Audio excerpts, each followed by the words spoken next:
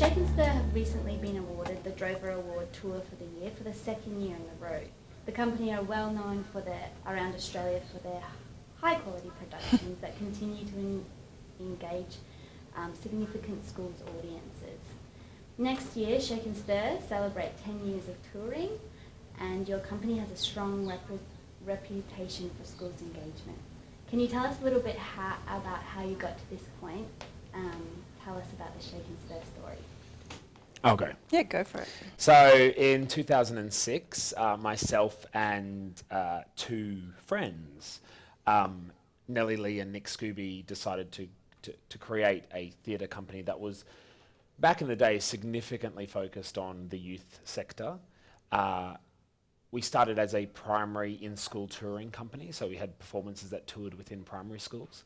And we also had an after-school drama program. Now, both of those facets of the company still exist, but over the last 9 years, the company has quickly swelled to include a very large secondary in-school touring program. And of course, our main stage touring body that we're really proud of and continue to produce premiere work in Queensland, thanks to partners such as QPAC and Le Boite. And then those works are taken around the country, including the current work that's around the place, Roald Dahl's Revolting Rhymes and Dirty Beasts, which just played 2 performances at the Nambour Civic Centre yesterday, and the cast and crew are on their way to the Brolga Theatre in Maryborough. So yeah, we're passionate about producing theatre that young people can engage with and interact with, but also our general public audience, so our adult audiences, can also come to and enjoy as much as our younger audiences. Okay, I think that might be a good lead into telling us how you guys decide to create the shows that you do create. Is it do you think about schools initially, or your GP audience, or is it both? Where does the ideas come Yeah, from? well, as Shake and Stir has grown up over this decade, the past decade, we are also aging the product that we are creating. And first and foremost, we produce stuff that we want to do. Yeah, we love. And a lot of what we do, and it's no secret, a lot of what we do are adaptations of classics. And those classics are favourites of ours. So Nick, Nellie and myself and Naomi and everyone in the team at Shake and Stir, we sit around and we discuss what are our favourite books and what are key moments in our, youth that generate some beautiful memories that in relation to performances or books or theatre experiences. So I guess firstly, we choose stuff we want to do, and then once we've programmed that, we sit down and have lengthy conversations about how will this be appropriate for students, and how will we go about attracting a student audience to come and see this work. For those of you that don't know, Shake and Stir, I dare say 50% of our audience are school-based. Yeah. The remaining audience are just GPs, so our subscribers. So we make sure every time we program a show that we're never neglecting that large facet of our audience base. You have to please both sides of it. Yeah, and that's the Shake and Stir balance, to make it accessible for everyone, really. So do you guys look at the curriculum and what books might be on the curriculum and work back from there at all? Or? Well, yeah, absolutely, you have to, I guess, look at things like that, but not necessarily, I think, is the key thing to think about, because you look at past work of ours, like Animal Farm, 1984, absolutely massive successes, and yes, they were on the curriculum, which is fantastic, and went on to tour to various locations where they were on the curriculum for Victoria as well, and places like there, because they have quite rigid set texts.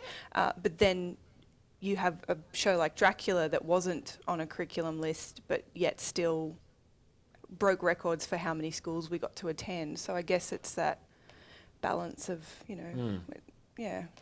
Yeah, it's not like we don't look at the curriculum list and go, okay, what's Let's next pick on just our from hit this. list? Yeah. It's definitely not that. But once we have chosen that play or that book to adapt, the first thing we do is go to the curriculum list to see if it's on the English curriculum. And if it's not, we discuss ways in which we're going to find curriculum links via the style of show and I guess the elements that will be it could come down to the genre that it's covering or the dramatic elements from a drama point of view. So Dracula, for example, and Wuthering Heights is Gothic theatre. So that's, it's a nice in for our drama teachers too, because that's something they're studying. So yeah. Cool. And I suppose this is a good lead into when you're working with your venues, which person do you usually deal with within the venue to help you work with schools or connect to their school's audience? So is it marketing? Do they have an education person? Or is it perhaps the venue manager? I guess it's dependent on the size of the venue that we're visiting, and we're in the really fortunate position that we visit so many venues across the country and across our beautiful state. So we're privy to working with many different sized teams. I'm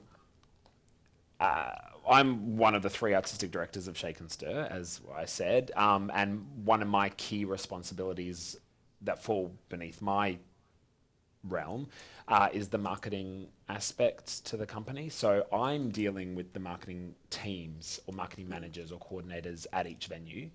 And then if there are any education-based questions, they go straight to Naomi, and then Naomi deals with. So did you want to talk about? Well, yeah, I think, and it does. It depends completely on the venue and the size of the venue, as Ross was saying, and what they're exactly looking for in the performance itself, I guess, because sometimes it is the venue manager that you're talking to, and sometimes it is an education role that they have specifically there. And when you do have an education contact, that's obviously a fantastic thing for that venue to have. And I mean, that's again with my role in Shake and Stir, I was really fortunate enough to come on 3 years ago as their education manager, and from a teacher's background, I think that really helps because you can talk the language of your teachers and find you're in with them there.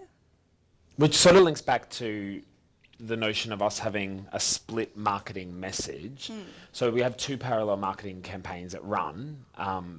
One that speaks directly to our adult audience, which I sort of lead with the team. It's always a team effort, don't get me wrong.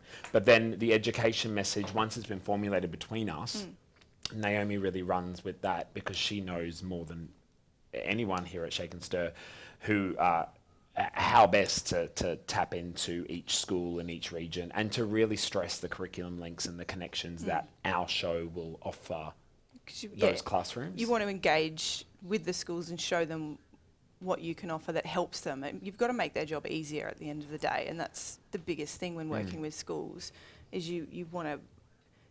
You're trying to help teachers here who are really busy and have so many hoops to jump through and so many admin tasks that they have to do. The easier you can make their job, the more they're going to come back and keep buying your product, basically. So do you find that it's often your networks that you're talking directly to those schools, or are you working with the venues' connections? Column A and column B. It's always a bit of both. Yeah. So you're developing your own schools. Have you got an e-newsletter that regularly goes out to schools? Yeah, well, we are fortunate in Queensland significantly, and to a lesser degree in Tasmania and a little bit of regional Victoria and regional New South Wales, that we have a large in-school touring program that is on the road every single day. I mean, we've got 3 teams currently touring primary and secondary schools. And another team in co-pro with Opera Queensland touring schools at the moment, which we're really proud of. That work is brilliant, I guess, in allowing teachers to see firsthand the style of Shake and Stir and the scale of our works in a different realm, but at least introduces them to Shake and Stir and also maintains a really lovely relationship, because sometimes we'll visit schools, twice, 3 times, 4 times a year. And then when it comes to offering then a main stage opportunity, it's a really nice chance for those students and those teachers that have seen a Shake and Stir in the classroom to then step into a professional venue and see the show. Now, Shake and Stir doesn't just tour into Brisbane. We tour into Ipswich, Gold Coast, Sunshine Coast, Toowoomba, and everywhere in between, all the way up to Cairns, Cooktown, up to Townsville, Maryborough, Rockhampton, Maryborough. So what we're experiencing now, which we're really proud of, it was sort of the whole goal of what we were wanting to do on these tours, is to find the relationship between our in-school audience and our main stage audience, and allowing then venues to work their magic, because they're brilliant as well. Their marketing teams are great, and they know their regions and their communities better than anyone. Pooling their resources with the established relationship that we've already got with schools. Because they're not going in cold. You know, if you're talking to these teachers, they know about Shake and Stir already, which is fantastic, you know, and really fortunate for us. So does that balance change for Shake and Stir when you go nationally, where you don't have that in schools kind of background and connection with those teachers? Definitely. And I guess, I mean, we're fortunate now that we've had 4 or is it 5 consecutive national tours that have gone out year after year, and we've got a few more planned for next year and the year after, which is really exciting. So even though we may not be visiting their schools in their regions, we are visiting their venue consecutively, and we're part of their main stage / subscription / family season each year. So we're experiencing this really lovely return rate and growth in audiences as we continue to go to the same venue each year with a new show. And venues are, like, some of these venues are nailing the retaining their audience and nurturing that relationship that they're forming with their Shake and Stir audiences, which is really exciting. But I guess the bottom line is, we sort of test and trial our audiences and our products here in Brisbane before they hit the road nationally. And yes, we are presenting the shows in an environment in the community that knows Shake and Stir's work, and via all, capacities. But we're so confident that the product will speak to GP and to schools, and that's the reason why we even push it for a tour, which helps as well. And then once that happens, we have a bag of tricks that Naomi creates and our marketing teams create and Art Tour creates, that we then release to the wild, and hope that together with a product that we stand behind, like 100%, believe so strongly in, and it's going to attract audiences, both GP and school. Perhaps you could tell us a little bit about that strategy. From the Shake and Stir point of view, what does it look like over the year? What are your communication channels with schools? What's your kind of timelines? How often are you speaking to them? Who in the school are you talking to? I guess, we're in constant conversation with schools. I don't think you could pinpoint times and dates that you contact, because it's a constant communication, and I think that's a really key piece of advice, is to maintain the relationship, not just go, we only call them once a year, or we send an email out. Send the season brochure. I suppose there's a few key things that we will do, like our season brochure for our in-school stuff will go out the same time each year. And what time of the year is that? That's we've already sent it. It's already for been next sent. year. Okay, so it's gone out in August? Or late July? August. And that is that a decision because schools are thinking about the following year in July? Well, they're starting to incubate their ideas. And it changes school to school. Some school calendars have to be locked up like really early, and some are more flexible. So you want to put the ideas in their head and get them thinking about stuff, obviously, and And I'm just getting down to the nitty-gritty because I'm interested in this stuff. So you're putting out a printed piece of publication, you're mailing it to teachers. What's the next step? So they get from that? They get printed materials, they get posters. I'm really fortunate to work with a team that create absolutely beautiful marketing material. If you've seen any of our stuff, it's beautiful, and Ross does a fantastic job of really striking images and stuff that sticks in your head and stuff like that. So we are really proud of our marketing material, so we're more than happy to share it with schools and stuff like that. And so they get posters as well. And then an EDM or an e-news, an electronic version, is sent to schools directly after receiving the hard copy. And we think delivering a hard copy version in that environment is important, because teachers are used to that tactile, hands-on approach. So sits on their receiving desk something that sits on their desk, and then they can flick through and then put away and then grab again and flick through again and have we think that's really important. not always the case when marketing, I guess, to other demographics, but with teachers we find it's important and it's something that we'll maintain. But then the e-news is just a nice gentle reminder too, to say, hey, remember that piece of collateral you sitting on your desk? Here are links to more information via our website and via our galleries or whatever we've linked to in that EDM. Have a flick through, and then I guess that's our first major sort of message and that the delivery of that message when speaking to schools.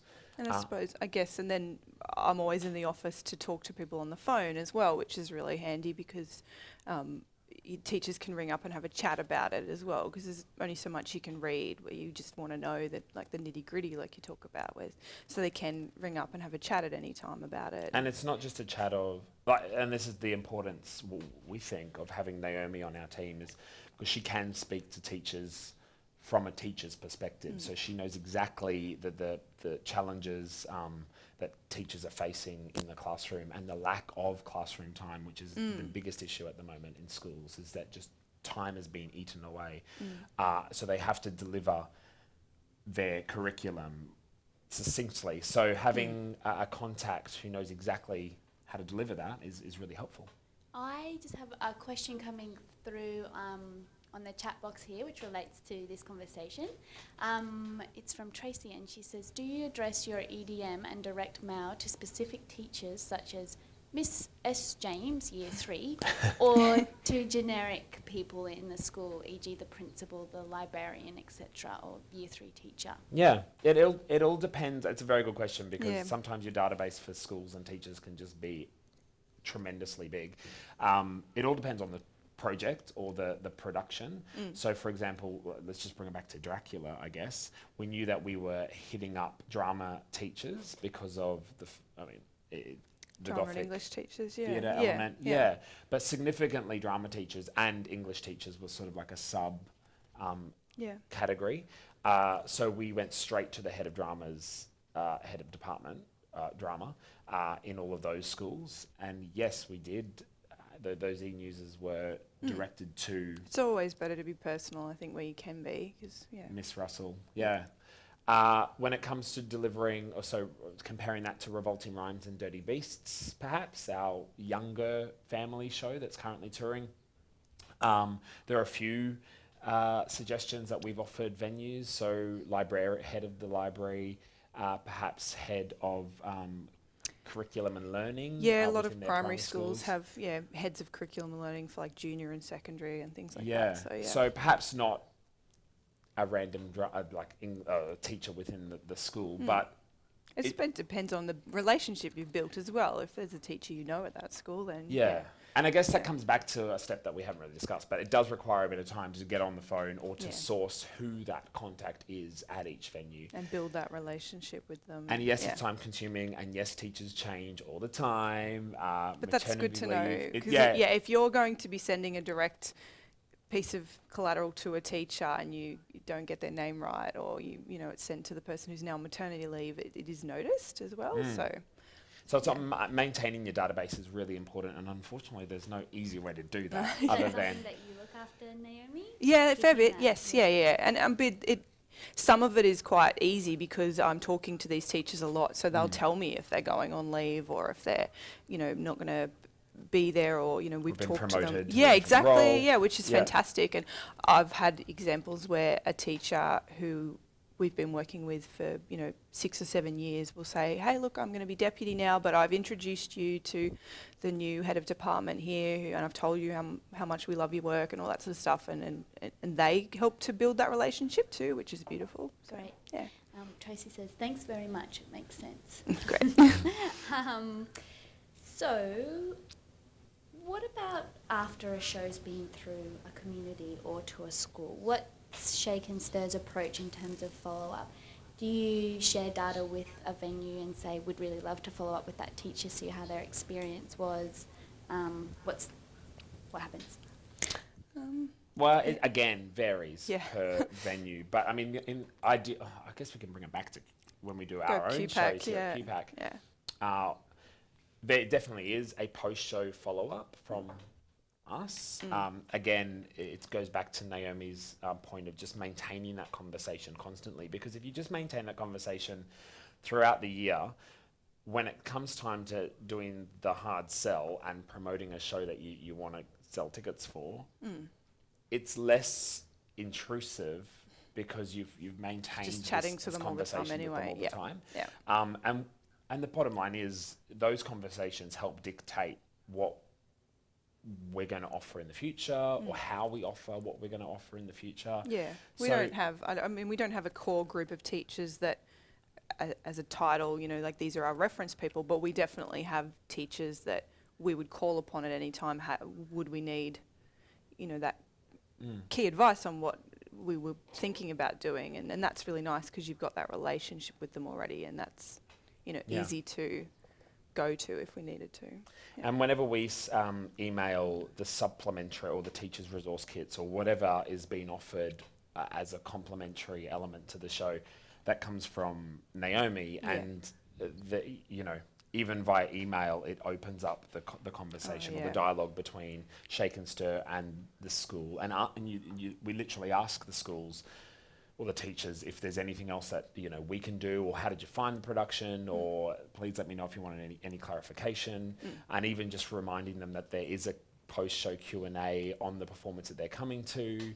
So just giving them as many opportunities and as many hands as possible, so that they hopefully will take one. It's or two. and the great thing as well, and I work for a company that I love, obviously, but so often I don't even have to start the conversation because I'll get feedback from kids or from teachers straight after a show anyway, and they'll start the conversation, which is just incredible, because they'll be bursting to tell me how much they loved it, or what they got out of it, or a kid will ask me help on an assignment, those kind of things. So that opens up the conversation instantly, so I'm not the one approaching them, which obviously is fine to do, but it's so nice when it comes from them first. So that's always really good too. What about social media for Shake and Stir and students?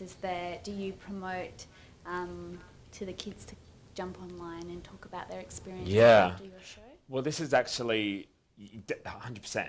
Like, social media for us is a massive beast that we're really proud of, and we will continue to support and build, because it was something we always talk about, that yes, you need to attract the teachers, but you need to appeal to the students.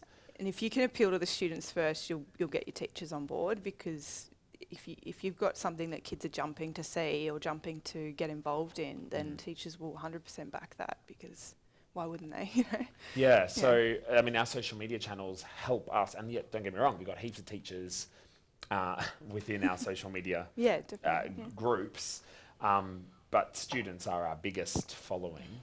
So we're constantly tweaking our message to them and giving them a behind-the-scenes access sort of perspective from all perspectives via all of those platforms.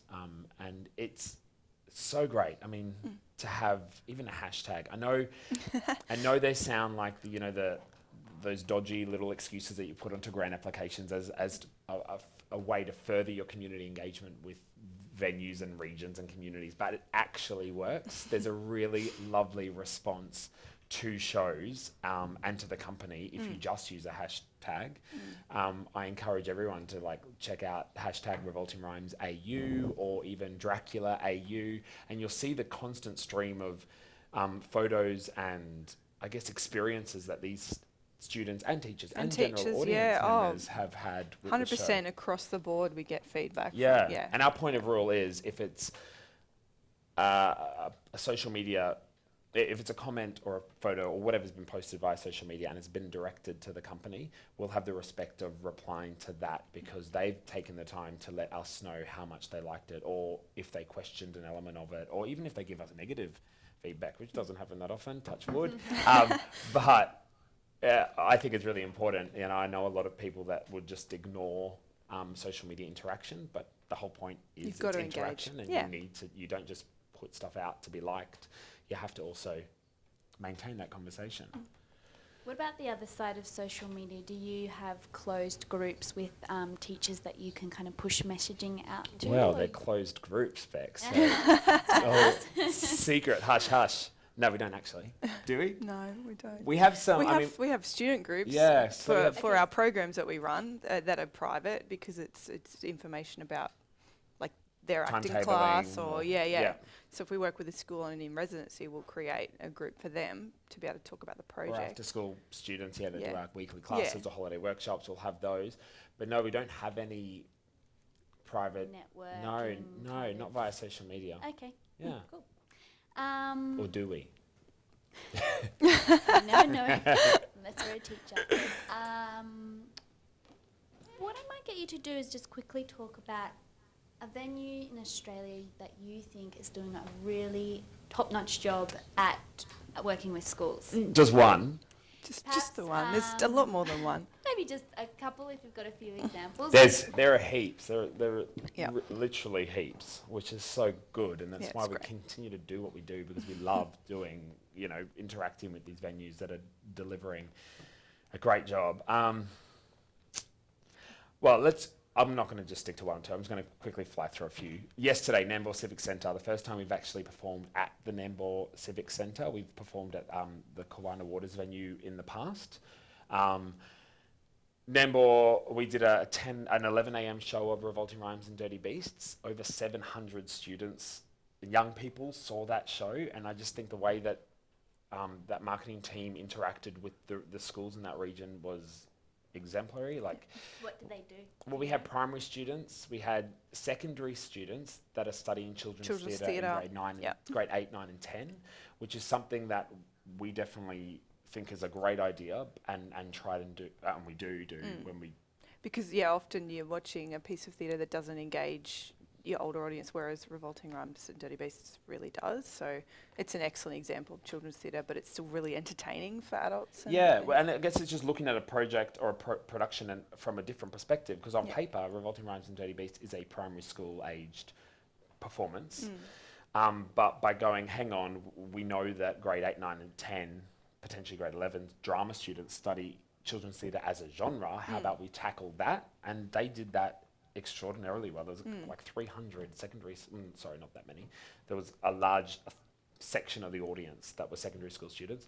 We had some special schools there as well yesterday, which was fantastic, and there was a really lovely interaction between the cast directly after the show that happened in the foyer. What also struck me with that with the Nambour Civic Centre yesterday as well was the show ended at 12:15. And a large portion of the audience just hung around in the foyer to have their lunch, just to like chat. There was even some sort of activity happening with handouts. Literally just opened their doors to these students and didn't go, okay, the show's over and the theatre doors have shut, get out of our venue. It was like, just hang here for as long as you want. And part of that was the cast leaving the theatre and getting stopped by all of these students that were really excited to meet the cast. And then a workshop. A planned workshop did take place for 40 students, which was great. And then the evening performance happened last night, and also, to a large amount of audience members, including like after-school drama program participants from various high schools. So I think they totally nailed their message to their local schools and approached it from all different perspectives. Okay, and they've got those networks with the community groups as well, accessing those drama groups. Yeah. Totally. Okay, let me heaps of Hit others. some others. Mackay Mackay Entertainment Centre, they're fantastic. Mackay Entertainment Centre always, embrace Shake and Stir every single time when we go there. They make the most of our experience from 1984 and Animal Farm. The cast of 5 for each of those performances, but 4 of the 5 cast members led individual workshops during the bump-in process. Normally, there's only like 1 or 2 workshops that take place per venue, but this particular venue, we were pumping out workshops happily because the demand was so high, and we just put all of our actors out to take workshops in various spaces. And is that the venue pumping that out, or Naomi, are you doing something in that space? I as think, well, to school? well, we tell them in the pack that this is what's going to be offered and talk about what they will deliver, and then so they take a really I'm saying that they take a great product and are able to market it really well. Sorry, but yeah, I think it is a really great product that they're getting. So obviously that's a really great start, and then they market it so fantastically to be able to get people into it, obviously. So yeah. Okay, so it's really Mackay's connection. Yeah, with them that exactly. work Yeah. Oh, yeah. They're the with ones on the your- ground doing all of that. And they also Absolutely. acknowledge the fact that, I mean, a large portion of our up north tour is spent in Mackay as well. So the schools in the region do know Shake and Stir via that part to our company. Yeah. But they know how to sculpt the message that Shake and Stir is now in our venue. The company that you book for your in school performances is now in our venue. Make the most of this opportunity and come along. They nail that message. Q&As after the shows there go off. Again, Q&As are those icky things that you think you just put onto grant applications to make community engagement sound more solid.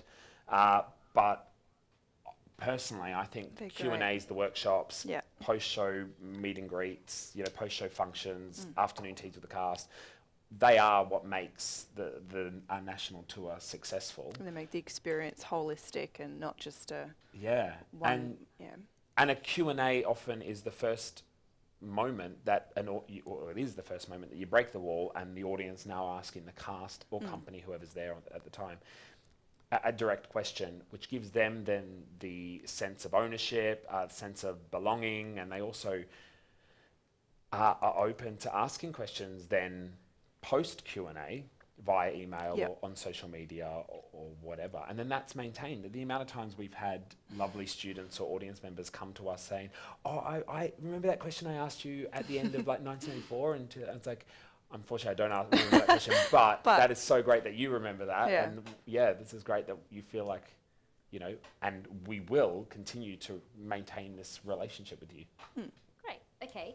What I might do now is just throw out to our participants out in all of Australia to think about some questions. I can see a few coming up in the chat box, but if you guys want to plug in a few, and while you're thinking of those questions, I will get Ross and Naomi to give us their top 5 practical tips in working with schools. Okay.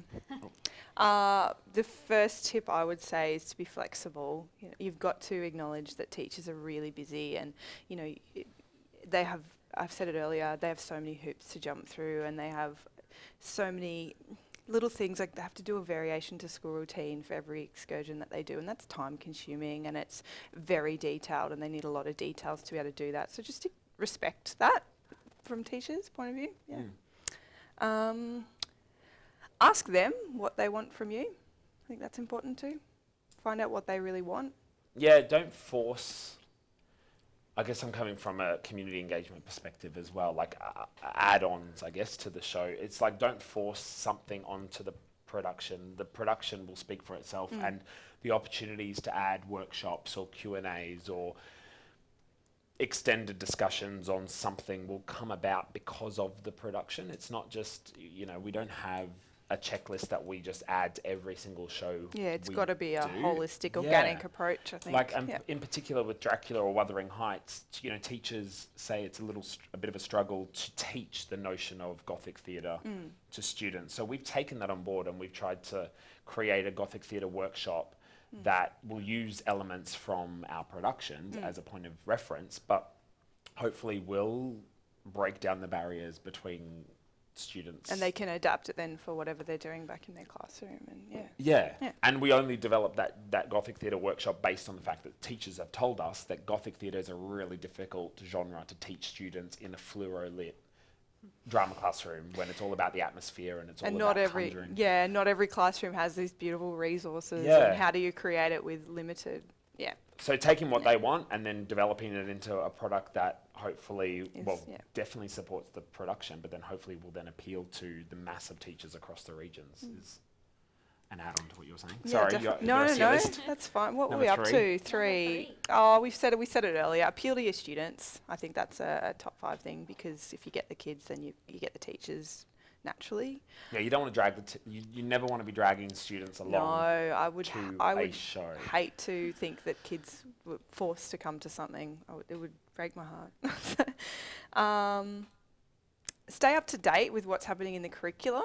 I think this that's is the trickiest. really important. I mean, I'm quite unique in that respect with Shake and Stir, that I've come from a teaching background, which was really fantastic for me and obviously informs my job on a daily basis.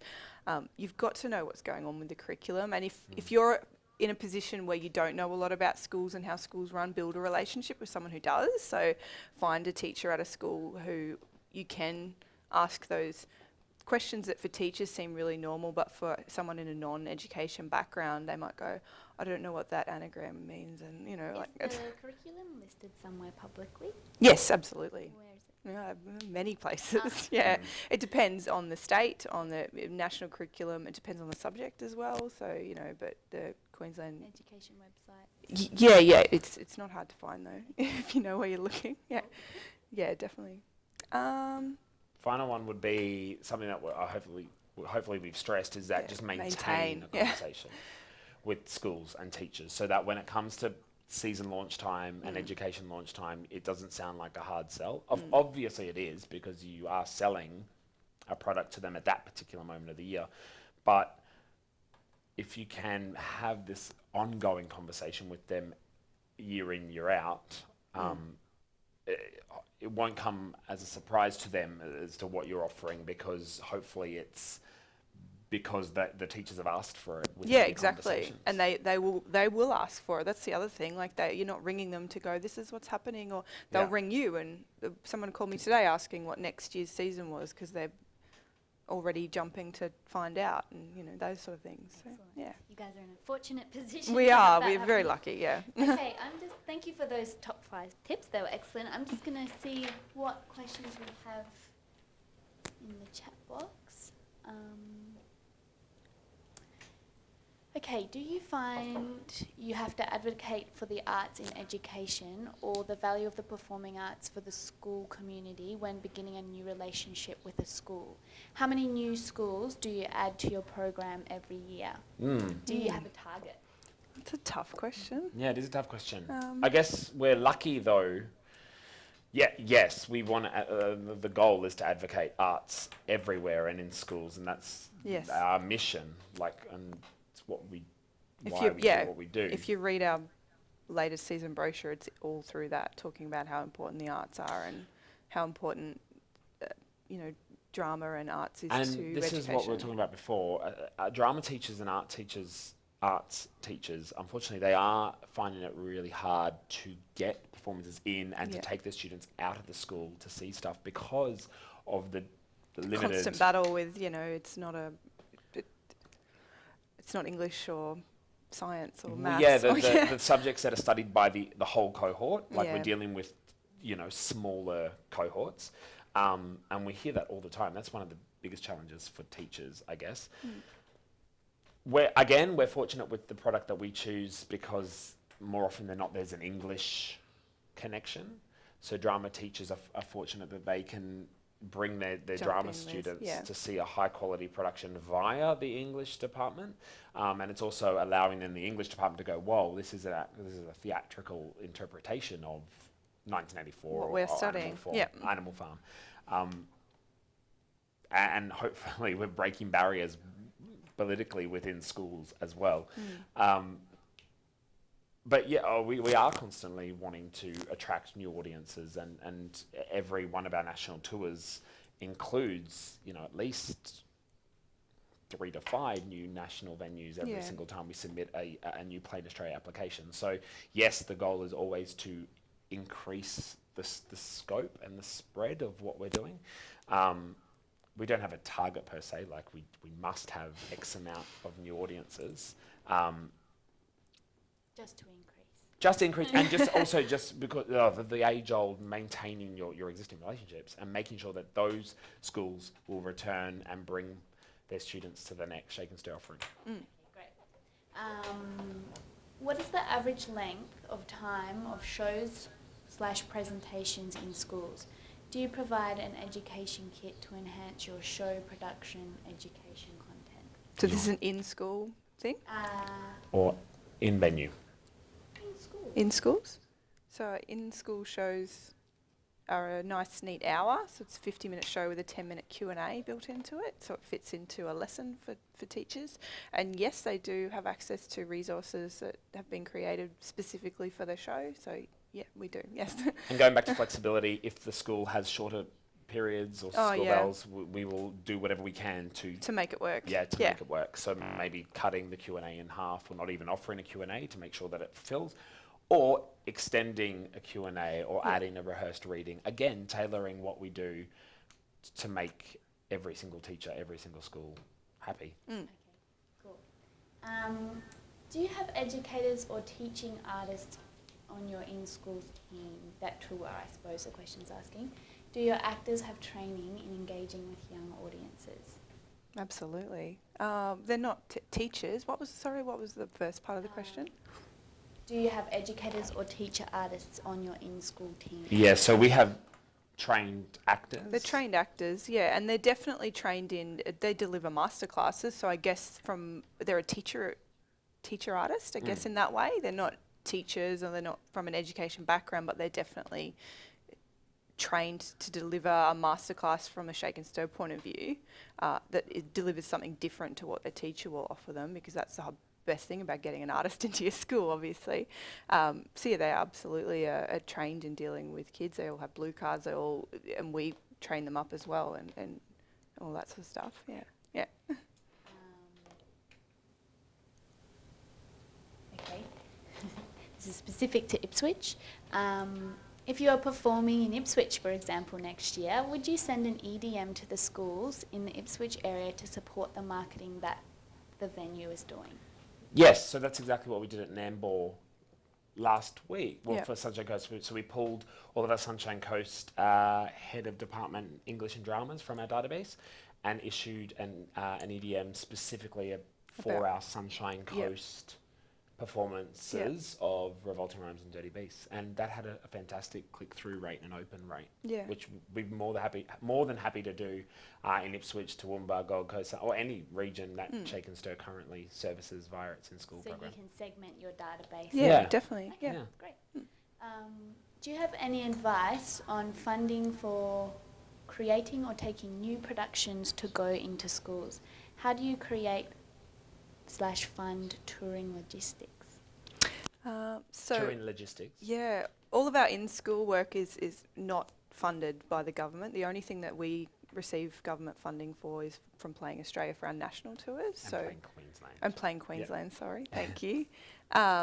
So I guess I can't really answer in terms of applying for funding for in-school point of view. So Shake and Stir funds. Shake and Stir funds, shows, yeah. And then you support that through your ticket sales or selling. That's absolutely right. So like box office via school bookings supports the touring logistics, as well as the creation, as well as the running costs of all of our in-school programs. Okay, great. A ticketing question. How do you know how to correctly price the tickets, e.g. the value of the show, yet at a reasonable price for schools to come and students and parents to afford? Do you have an average ticket price guide?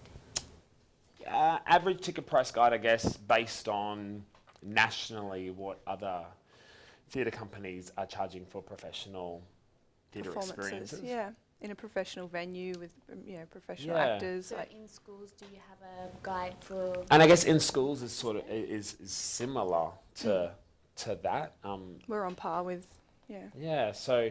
Do you tweak the ticket price for in schools depending on what region you're in, or is it? No, so that's a mission of Shake and Stirs as well. So even touring speaking of the tour logistic costs, touring up north is far more expensive, obviously, than touring within our own home cities. But Shake and Stir wear that cost because we think it's really important that those regions shouldn't have to foot an extra cost just to get the company from Brisbane to Cairns, say.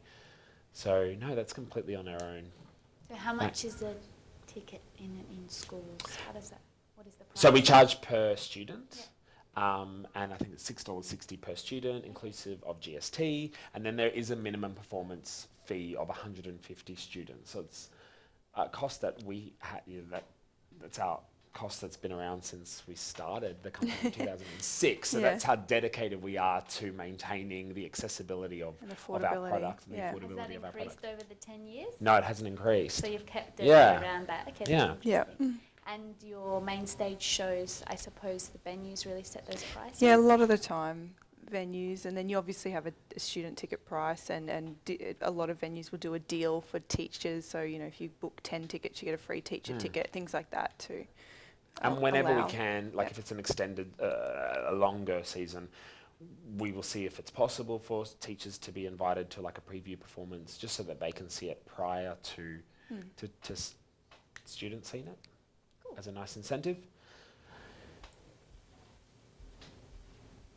Oh, this is a comment from Christy from the MEC. Yep. Sharing information for teachers is key. The information provided by Shake and Stir makes marketing workshops so much easier. Thanks. There you go. What time of the day is the best time to call teachers when they're in lessons? Is a cold call? Sorry, these are a little bit long. If it's a cold call to a new school that you don't have a relationship with, is it best to send a letter or an email first and introduce yourself, and then ask when a good time to contact them is? So perhaps if you just give us the idea of when they're not in classes, and then what you would do for a cold call. I mean, It's we've tough. said this so much throughout this, but it changes school to school, obviously, and teacher to teacher. You know, your heads of department have more spare time because they're not in the classroom. That doesn't mean they're not spare at all, but they are in their office a little bit more because their teaching load is less, but that doesn't mean they're easy to get a hold of sometimes. Teachers love communicating via email because they can actually check it while they're in class at certain points, whereas they can't. It's unlikely that they'll answer the phone after 3 o'clock. Yeah. But they would definitely reply to emails To an email after 3. Yeah. And sometimes quite late. But I personally think, though, you need to establish a relationship before you start building an email conversation, because You just become one of many. exactly, emails. and emails, you obviously can't read subtext, you can't read all that sort of stuff. So if they know you, then they can read your email. And I know teachers so well, some of them now, that you can have in jokes with them via email, stuff like that. So that's really nice, because you're not just another name that they've never heard of, and So your cold call approach would be to actually pick up the phone first and then follow through with an email. Yeah, but some schools won't even put you through if it's a cold call. Do So. you have any sneaky tricks to get past admin? No, not really. You're never going to get past your Karens behind the front desk. Christy's just asked, I suppose, a question out to everyone, all our participants. Does anyone else have an educator's lunch or run information sessions about upcoming shows? I don't know. Do you guys have experience of venues running educators' lunches or there's wining a and dining few. teachers? Yeah, I know Riverside down in Parramatta, they do teacher chats and teacher afternoons to engage with their upcoming shows, especially if they know they're specifically marketing to schools. Yeah, so there are venues that do that. I know larger theatre companies can do Can that. I jimmy in with a national example of a venue that's doing it right? That's Theatre Royal in Hobart. So Theatre Royal picked up our first national touring show back in 2000. It was our State Spear, which toured in 2011. Theatre Royal and Tasmania and Hobart had no previous relationship with Shake and Stir, but the marketing team there, Thess and Maria Pate, it was their brilliant idea to get some of the Shake and Stir company members to the Drama Tasmania conference that took place the year before we were touring to the town. And that was obviously a captured audience of every head of drama from every school across Tasmania. Drama Tas is a really strong network, so that, I mean, Yeah. Drama Queensland is fantastic as well. Yeah, well, we have lovely relationships now with Drama Tas and Drama Queensland. Drama and even Victoria, Vic, so yeah, across Drama New South Wales. the country. Yeah. So I guess a part of that process was Shake and Stir running a workshop in the conference based on the relevance of Shakespeare, which was the key question that State Spear, the show, presented and answered. So instantly we had an audience of, I can't even remember how many delegates, it was over 100 delegates there that participated in our workshop, got to know the Shake and Stir style and sort of energy.